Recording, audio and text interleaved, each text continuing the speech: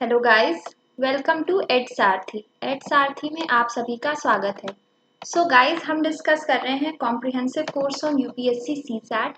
Guys, ये course बिल्कुल free है और एड सारथी के यूट्यूब चैनल पे अवेलेबल है। Do enrol for this course क्योंकि ये कोर्स आपके UPSC prelims point of view से काफ़ी ज़्यादा हेल्पफुल होने वाला है। साथ ही साथ एड सारथी का एक और इनिशिएटिव है जो कि है लॉजिकल गेसिंग एंड एलिमिनेशन ट्रिक कोर्स। इस कोर्स में आपको गाइड किया जाएगा that how you can boost your prelims score bye 15 to 20 marks. Guys, अगर आप बॉर्डर लाइन पे आकर स्टक हो जाते हो then this is the course for you. आप इसके लिए इनरोल कीजिए, ये आपको बहुत ज़्यादा हेल्प करेगा। साथ ही साथ अगर आपको कोई भी इंफॉर्मेशन चाहिए regarding the content, regarding the mentorship program, anything, तो उसके लिए आप एड सारथी की साइट विजिट कर सकते हो। साथ ही साथ एड सारथी का टेलीग्राम चैनल भी है, आप उसे भी ज्वाइन कर सकते हैं। टेलीग्राम चैनल का लिंक आपको यूट्यूब चैनल के डिस्क्रिप्शन बॉक्स में मिल जाएगा। हम सारी क्लासेस के लिंक और जो भी कोर्स इन्फॉर्मेशन है वो टेलीग्राम पे शेयर कर देते हैं, तो आप इसे भी ज्वाइन कर सकते हो। चलो, अब हम पढ़ रहे हैं कॉम्प्रीहेंशन। कॉम्प्रीहेंशन में हम डिस्कस कर रहे थे शॉर्ट कॉम्प्रीहेंशन, जिसमें कि हमने कपल ऑफ प्रॉब्लम्स डिस्कस कर ली थी और लास्ट सेशन में मैंने आपको ये प्रॉब्लम दी थी 18 के पेपर की एज अ होमवर्क प्रॉब्लम। अब हम इसका सोल्यूशन देख लेते हैं। शॉर्ट पैसेज है, फिर से बोलूंगी शॉर्ट पैसेज करने का तरीका क्या है। शॉर्ट पैसेज करने का तरीका ये है, सबसे पहले पैसेज को रीड करो। थॉरोली रीड नहीं करना है, सिर्फ ब्रीफ ओवरव्यू टाइप लेना है कि एग्जैक्टली पैसेज में बात क्या की जा रही है। बस इस चीज को पॉइंट आउट करिए। मोटे मोटे शब्दों में बोला जाए तो पैसेज की थीम को आप बस आइडेंटिफाई कर लीजिए दिमाग में, और रीड करते वक्त अंडरलाइन जरूर कीजिए, वरना बाद में ऐसा हो जाएगा कि आपको फिर से पैसेज पढ़ना पड़ जाएगा। इसलिए रीड करते वक्त अंडरलाइन करना बहुत जरूरी है। चलो, अब बिना टाइम वेस्ट किए हम आते हैं पैसेज पे। रीड करो इसको, आप भी रीड करिए, मैं भी रीड करती हूँ। Monoculture carries great risk. A single disease or pest can wipe out threats of the world's food population, an alarming prospect given that its growth and wealthier population will eat 70% more by 2050. The risks are magnified by climate change. As the planet warms and the monsoon rains intensify, farmland in Asia will flood, North America will suffer more intense drought and crop diseases will spread in new latitude. पढ़ लिया passage, क्या बात हो रही है passage में, theme क्या बनाई। ऑल ओवर सबसे पहले इसमें मोनोकल्चर की बात की जा रही है कि मोनोकल्चर के बहुत सारे रिस्क हैं। मोनोकल्चर का मतलब क्या होता है, एक ही तरीके की खेती को करना, वो एक तरीके से मोनोकल्चर होता है मोटे मोटे शब्दों में। ये सारी चीजें पेपर 1 में अच्छी तरीके से पढ़ चुके हो। क्या लिखा है, मोनोकल्चर कैरीज ग्रेट रिस्क, यानी कि पहली लाइन के हिसाब से ही क्या बात समझ में आ रही है कि इसमें मोनोकल्चर को नेगेटिव कहा जा रहा है। ठीक, आगे क्या है, अ सिंगल डिजीज और a pest can wipe out swathes of the world population and alarming prospect. ठीक है, ये सब चीजें डिस्कस कर रहा है। उसके बाद क्या कह रहा है, given that it's growth and wealthier population, जैसे जैसे ग्रोइंग और ज्यादा अमीर पॉपुलेशन होती जाएगी वैसे वैसे 70% it will eat 70% more by 2050, और वो खाने लगेगी 70% ज्यादा से उसमें वृद्धि हो जाएगी। एक तरीके से ये सारी बातें कर रहा है। उसके बाद क्या कह रहा है, the risk are magnified by climate change, यानी कि एक तो पहली बात कर रहा है कि मोनोकल्चर के नेगेटिव इफेक्ट हैं, साथ ही साथ ये कह रहा है कि ये सारे जो रिस्क हैं वो एक चीज से और बढ़ रहे हैं। वो क्या है, वो है आपका क्लाइमेट चेंज। उसके बाद दो जगहों के नाम है, एक है एशिया, एक है नॉर्थ अमेरिका।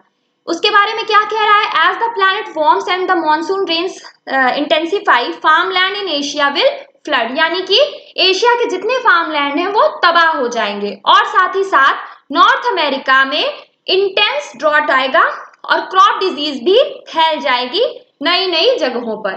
तो ऑल ओवर इसमें मोटी मोटी बात क्या समझ में आई पैसेज से, इससे मोटी मोटी बात ये समझ में आई कि मोनोकल्चर को पहली बार तो नेगेटिव स्टेटमेंट के रूप में व्यक्त किया गया है कि मोनोकल्चर एक नेगेटिव चीज है, और साथ ही साथ कहा गया है कि क्लाइमेट चेंज भी साथ में ही बहुत सारे रिस्क क्रिएट कर रहा है। मोटी मोटी बात ये समझ में आई, पूरा पैसेज तो देखो एक बार में नहीं समझ में आता है, लेकिन मोटी मोटी ये बात समझ में आ रही है।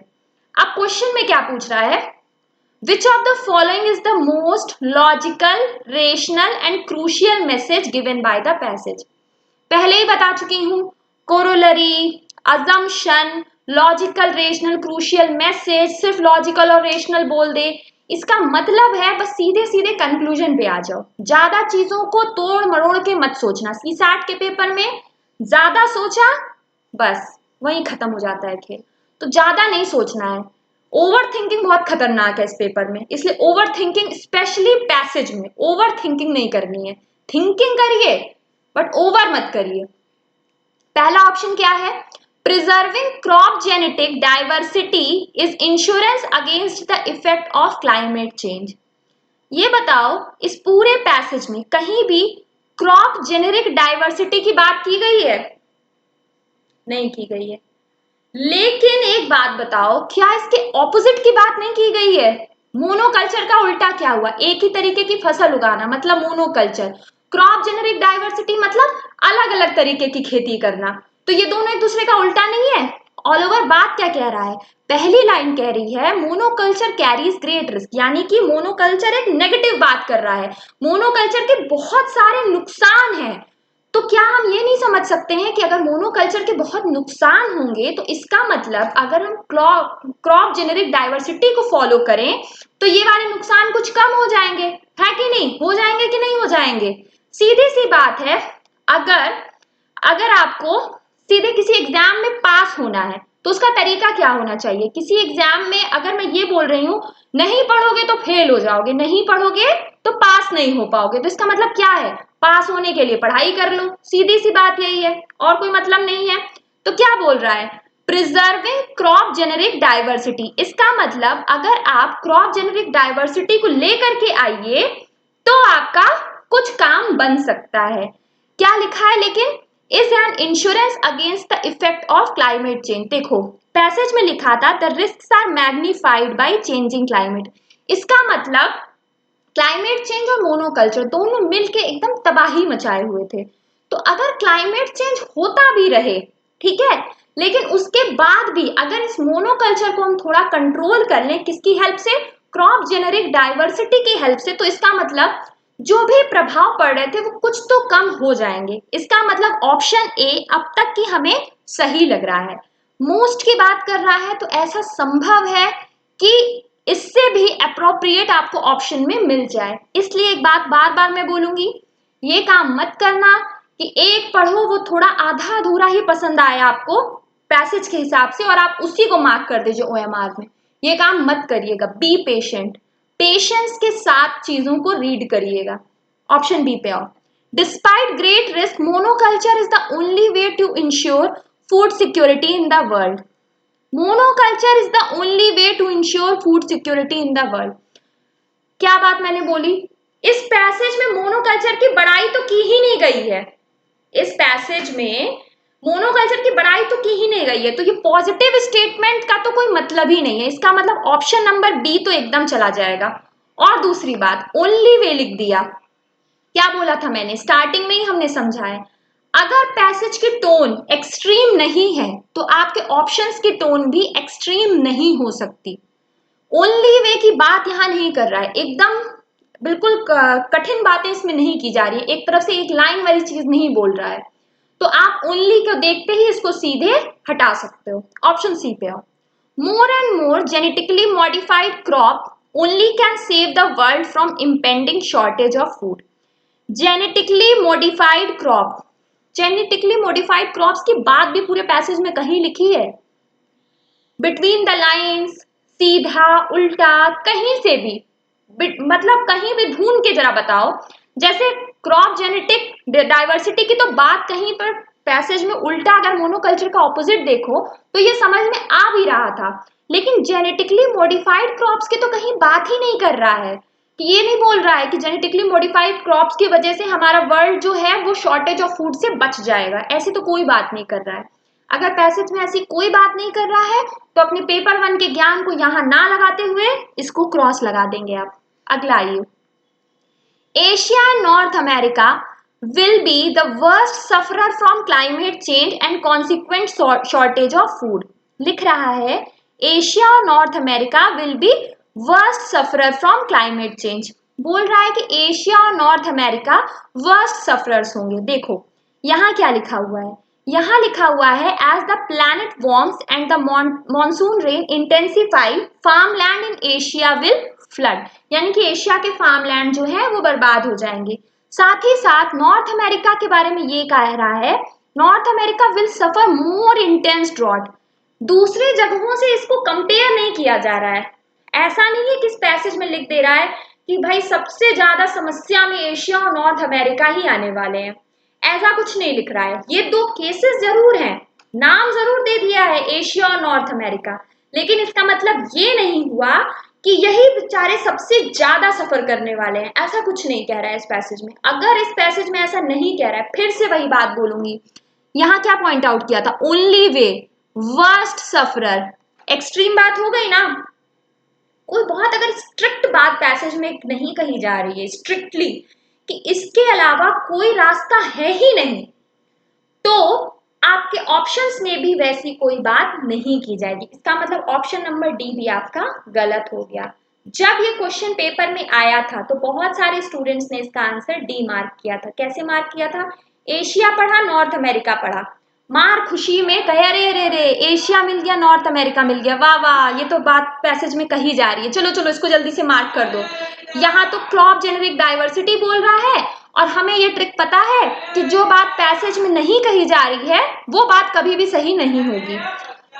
बस उस हिसाब से ऑप्शन नंबर ए को उठा के काट दिया और ऑप्शन नंबर डी को सही कर दिया, लेकिन यहीं पे आपने गलती कर दी और आपका पेपर में क्वेश्चन गलत हो गया। रियलिटी क्या है, रियलिटी ये है कि क्रॉप जेनेरिक डाइवर्सिटी की बात इनडायरेक्टली इस पैसेज में छुपी हुई है मोनोकल्चर के नेगेटिव इफेक्ट के थ्रू, यानी कि ए हो जाएगा सही, डी हो जाएगा गलत। तो ऑप्शन क्या हो गया इसका, ए इज द राइट आंसर।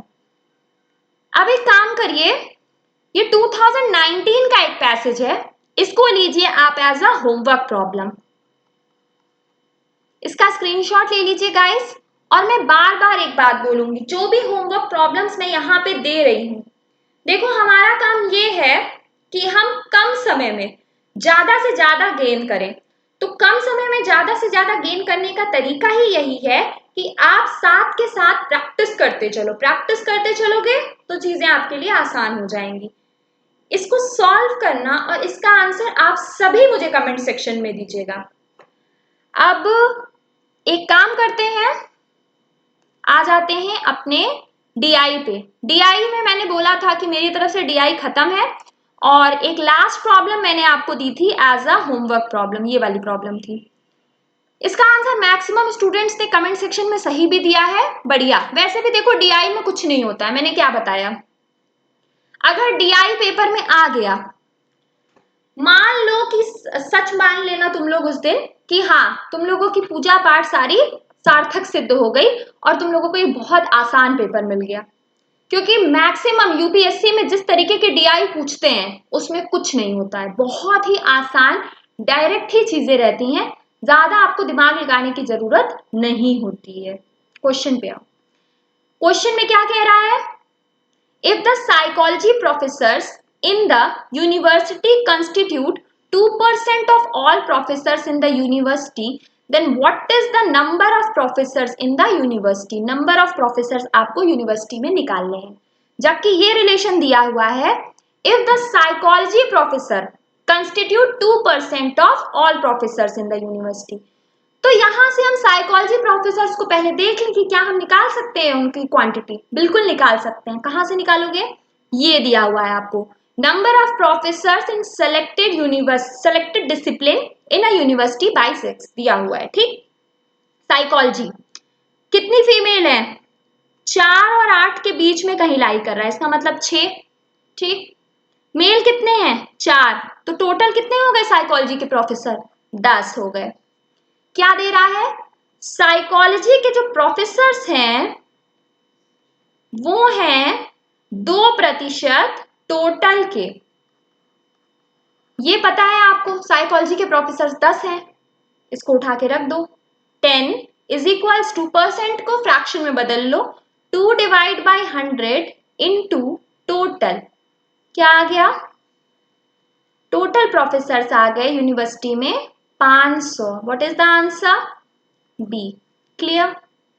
कुछ नहीं है इसमें, समझ आ गया होगा। अगर ट्राई किया है तो ये सॉल्व हो भी गया होगा, इसमें कुछ भी नहीं रखा है। आई विश अभी तक के जितने टॉपिक्स हमने सीसैट में यहाँ पे डिस्कस किए हैं, अगर आपको पेपर में वैसी प्रॉब्लम्स मिल जाएंगी तो आप आसानी से कर लोगे। अब हम शुरू करने जा रहे हैं रीजनिंग का एक टॉपिक, कोडिंग डिकोडिंग।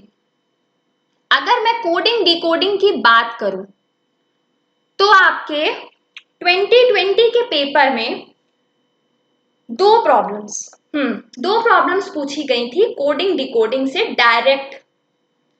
देखो, कहने वाले तो ये भी कहते हैं कि ये एनालॉजी की प्रॉब्लम थी, लेकिन हर चीज को इतना बड़ा बड़ा बना के अलग तरीके से पढ़ने की कोई जरूरत नहीं है। मैं कहती हूँ कुछ अंतर नहीं है, सब एक ही चीज है। एक का कंसेप्ट समझो, दूसरा आसानी से हो जाएगा। अब आ जाओ कोडिंग डिकोडिंग पे। देखो, अगर मैं बात करूं कोडिंग डिकोडिंग की, तो कोडिंग डिकोडिंग में आपको पता है कि एग्जैक्टली होता क्या है। आपको नॉर्मली एग्जाम में क्या दिया जाता है? कोई एक वर्ड दिया जाता है और दिया जाता है कि ये वर्ड दूसरे शब्द से इस तरीके से रिलेटेड है। तो सबसे पहले आपको पैटर्न निकालना होता है, ठीक है? सबसे पहले आप पैटर्न को आइडेंटिफाई करते हो। उस पैटर्न को जब आप आइडेंटिफाई कर लेते हैं तो उसके बाद तो कुछ नहीं बचा। अगर एक बार पैटर्न निकाल लिया तब तो कुछ नहीं बचा। तब तो एक क्या 7-8 शब्द भी मुझे दे दे और उससे कह दे आंसर निकाल के दो, हम पैटर्न को सीधे वहां लगा देंगे और हमारा क्वेश्चन सॉल्व हो जाएगा। देखो, अगर हम बात करें टाइप्स की, तो कितने तरीके के क्वेश्चन नॉर्मली कोडिंग डिकोडिंग पे बनते हैं? वो है लेटर, नंबर, सिंबल, कॉम्बिनेशनल और मिसलेनियस। अब हम स्टार्ट करने जा रहे हैं पहली कैटेगरी यानी कि लेटर कैटेगरी से। अगर मैं लेटर कोडिंग डिकोडिंग की बात करूं तो इसमें क्या होता है? इसमें देखो, लेटर्स के थ्रू कोडिंग की जाती है और आपको सबसे पहले, जैसे मैंने बताया, पैटर्न निकालना होता है। पैटर्न पता चल जाएगा तो क्वेश्चन में जो भी पूछा जा रहा है उस शब्द पे वो पैटर्न को अप्लाई कर दो। देखो, सॉल्व करने का तरीका आपका ये होगा, सिंपली ABCD को पहले आप लिख लिया करिए, लिख लीजिए। देखो, एक चीज बताऊं, लिखने का तरीका क्या होता है? लिखने का तरीका ये होगा कि आप ऐसे स्टार्ट करोगे ABCDEFGHIJKLM। M लिखने के बाद उसके नीचे N लिखना। ये मत सोचो कि यहां पे N क्यों लिख रहे हैं, यहां से क्यों नहीं स्टार्ट कर रहे हैं। यहां पे N लिख दें, फिर यहां से NOP से स्टार्ट कर दें। ऐसा मत करिएगा। ऐसा इसलिए मत करिएगा क्योंकि कभी कभी ऐसा होगा ना कि आपको एग्जाम में डायरेक्टली ये पेयर्स दे दिए जाएंगे, ये पेयर्स आपको एग्जाम में दे दिए जाएंगे एनालॉजी में, और आपको डायरेक्टली इन्हीं को आइडेंटिफाई करके लिखना होगा। इसलिए सबसे आसान तरीका यही होता है, simply sorry, just a minute.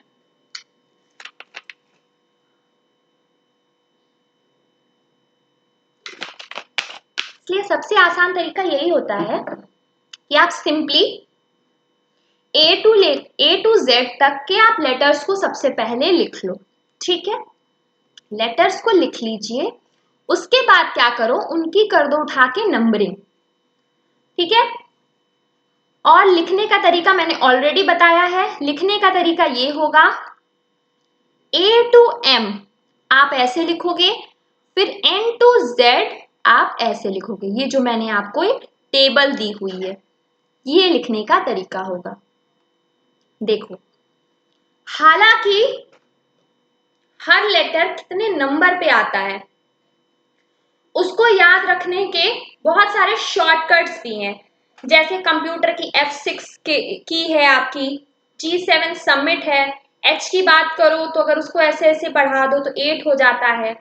एक कोड होता है I नो U21 V22, ये सब तरीके हैं।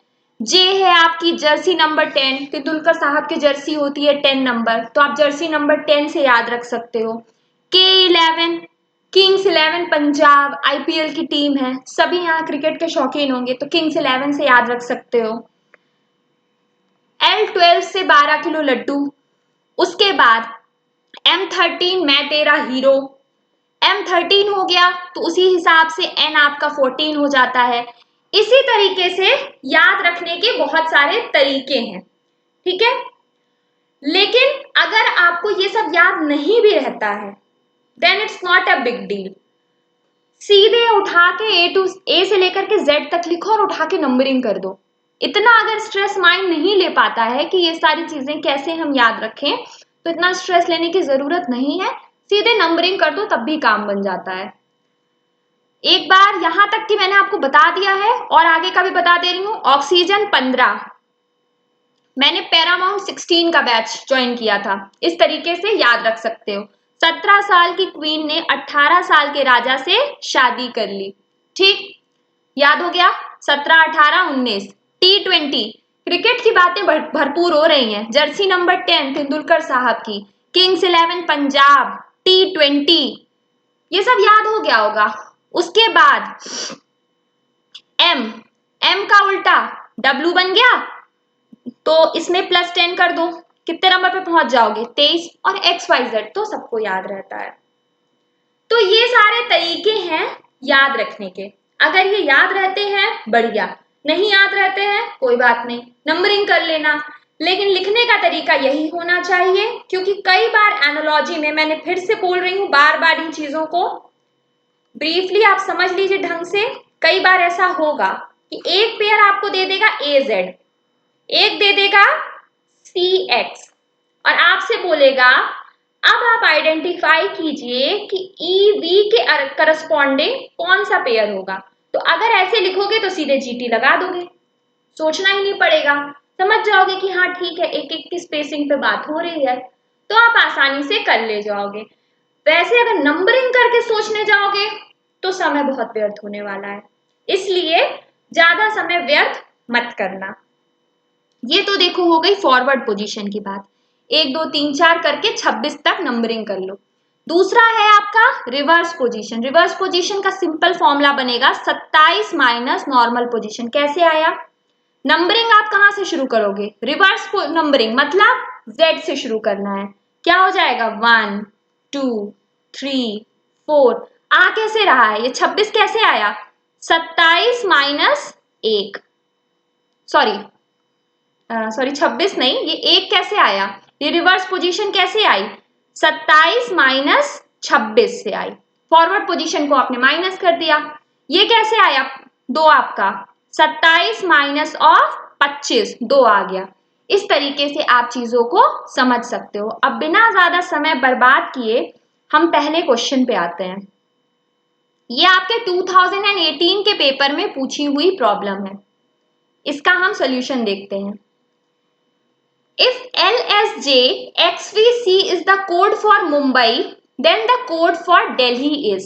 मुंबई का कोड दिया हुआ है आपको, मुंबई का कोड क्या है, लिख लो इसे। मुंबई का कोड है LSJXVC, ठीक, ये है आपका कोड।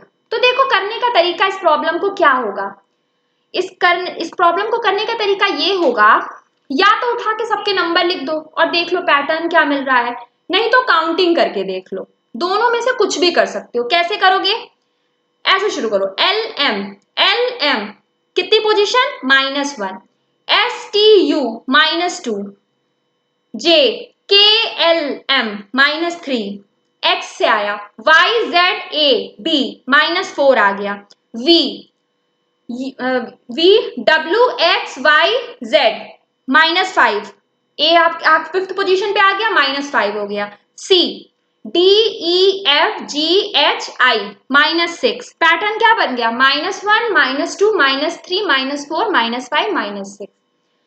अगर ये चीज नहीं समझ में आती है तो ऐसे कर लो, 13 नंबर है ये 12 नंबर, क्या बना 13 -12, -1 पे पैटर्न बन रहा है, ठीक। यू 21, एस मैंने क्या बताया था, 17 साल के राजा ने 17 साल की क्वीन ने 18 साल के राजा से शादी की, यानी कि आर कितने, एस आपका आ जाएगा आपका 19 पे, एम हो गया आपका 13, जे हो गया 10, ये हो गया 2, एक्स हो गया आपका 24, ए हो गया 1, वी कितना हो गया, यू 21, वी 22, यानी कि 22, आई क्या पैटर्न बताया था मैंने, आई नो यू 21 वी 22, वो लड़ाई वाला तरीका है, लड़ाई में बोलते नहीं है, आई नो यू 21 वी 22, उस टाइप का पैटर्न है। आई 9, सी क्या हो जाएगा 3।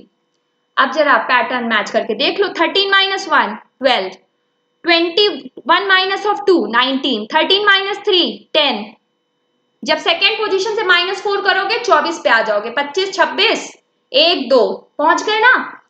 ये फर्स्ट पोजीशन से रिवर्स ऑर्डर में चलोगे, -5 पे 22 पे आ जाओगे, उसके बाद 9 -6 3, यानी कि ये तो पैटर्न आपका बन गया। दोनों तरीके से बना सकते हो, या तो नंबर लिख के बना लो, नहीं तो ऐसे डायरेक्टली करस्पॉन्डिंगली काउंट करके बना लो। अब लिख लो दिल्ली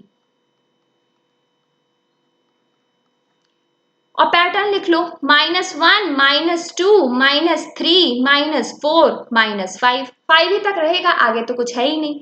नंबर लिख लो 4 5 12 8 9, कितना आया 4 -1 आपका, 4 -1 आ गया 3, 5 -2 3, 12 -3 9, 8 -4 4, 9 -5 4, 3 मतलब C, C I D, D C C I D हो जाएगा आंसर ए। क्लियर, समझ में आ गया होगा, कोई प्रॉब्लम नहीं होगी इसमें। इसका सोल्यूशन ये है, क्लियरली आप इसका सोल्यूशन इस तरीके से भी समझ सकते हो। अब एक काम करना, 2020 के पेपर की ये प्रॉब्लम है, इसको लेना एज योर होमवर्क प्रॉब्लम, इसका आंसर आप कमेंट सेक्शन में देंगे। साथ ही साथ एक काम और करना, ये भी 2020 के पेपर की एक प्रॉब्लम है, हालांकि इसका पैटर्न अभी मैंने नहीं बताया है, लेकिन इसे ट्राई एक बार करके देख लेना, इसका भी स्क्रीनशॉट ले लो, इसका आंसर भी आप मुझे कमेंट सेक्शन में दीजिएगा, ठीक है। और इसका तो स्क्रीनशॉट ले ही लिया है। चलो अब आज का सेशन हम यहीं एंड करते हैं गाइस। मैं सीसैट की जो भी क्लासेस ले रही हूँ उसका पीडीएफ आप इस लिंक पे क्लिक करके एक्सेस कर सकते हो। साथ ही साथ गाइस एड्स सारथी की एंड्रॉयड ऐप भी अवेलेबल है, आप उसे भी प्ले स्टोर से डाउनलोड कर सकते हो। एंड्रॉयड ऐप डाउनलोड करने के बेनिफिट्स ये सारे हैं, अगर आप ऐप को डाउनलोड करते हैं तो आपको ये सारे बेनिफिट होंगे। चलो अब आज का सेशन हम यहीं एंड करते हैं। Thank you.